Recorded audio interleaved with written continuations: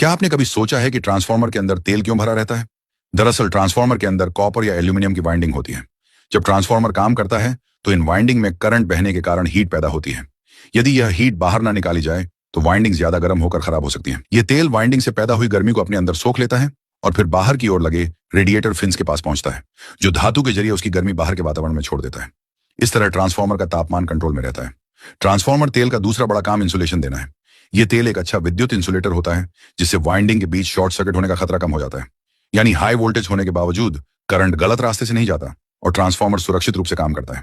इसी वजह से अधिकतर पावर और distribution transformer on L field बनाए जाते हैं, ताकि उनकी उम्र लंबी हो और वे सुरक्षित व भरोसेमंद तरीके से काम कर सकें। क्या आपने कभी सोचा है कि ट्रांसफार्मर के अंदर तेल क्यों भरा रहता है?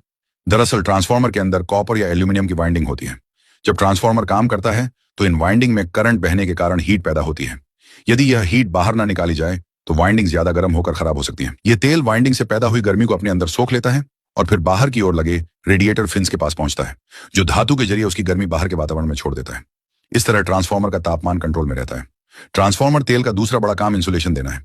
यह तेल एक अच्छा विद्युत इंसुलेटर होता है, जिससे वाइंडिंग के बीच शॉर्ट सर्किट होने का खतरा कम हो जाता है। यानी हाई वोल्टेज होने के बावजूद करंट गलत रास्ते से नहीं जाता और ट्रांसफार्मर सुरक्षित रूप से काम करता है।